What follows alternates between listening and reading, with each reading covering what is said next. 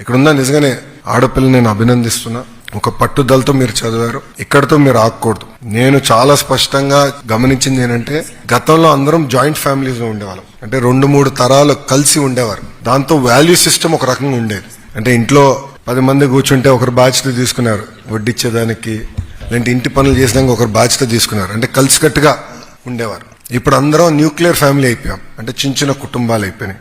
దానివల్ల నా వ్యక్తిగత అభిప్రాయం, వాల్యూస్ తగ్గినాయి సమాజంలో. ఇప్పుడు కూడా మేము జాయింట్ ఫ్యామిలీ, 3 తరాలు ఒకే ఇంట్లో ఉంటున్నాం. దేవుడి దయ వల్ల 4 తరాలు ఒకే ఇంట్లో ఉండాలని ఆశించే వాళ్ళం మేము. వాల్యూ సిస్టమ్ పడిపోయింది. ఇప్పుడు ప్రత్యేకంగా కొన్ని స్టేట్మెంట్స్ ఉంటాయి.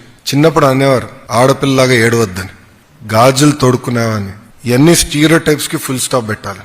నేను యువగలం పాదయాత్ర చేసినప్పుడు మహిళల పైన జరుగుతున్న దాడుల గురించి డిస్కస్ చేసేవాళ్ళం. మా నాయకురాలతో మాట్లాడుకునేవాళ్ళం. అనిత గారు ఉన్నారు ఇప్పుడు హోంమంత్రి గారు, మా మహిళా అధ్యక్షురాలు మేడం గారితో చాలా డిస్కస్ చేశాను. మేము ఆనాడు బలంగా నమ్మింది విద్యలో మార్పు రావాలి, మహిళలు మగవాళ్ళు సమానం అనేది విద్యలో చూపించాలి లక్ష్యంతో ఉండాలని ఆనాడు నిర్ణయించుకున్నాం. అందుకే మీరు చూస్తే ఇప్పుడు వచ్చే కొత్త పుస్తకాల్లో కూడా ఇంటి పనులు ఇద్దరు చేస్తున్నట్టు చూపిస్తున్నాం, 50-50.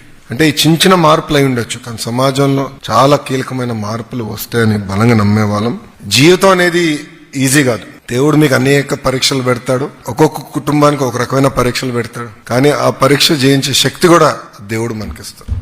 అది ఇక్కడున్న మీరందరూ గుర్తు పెట్టుకోవాలి. నాకు కూడా అనేక పరీక్షలు అన్ని రకాలుగా పెట్టారు. ఒక ఛాలెంజ్ గా తీసుకుంటే మనం ఏదైనా సాధించవచ్చు. అది దయచేసి మీరందరూ గుర్తు పెట్టుకోవాలని ఇక్కడున్న పిల్లలందరినీ మిమ్మల్ని కోరుతున్నా.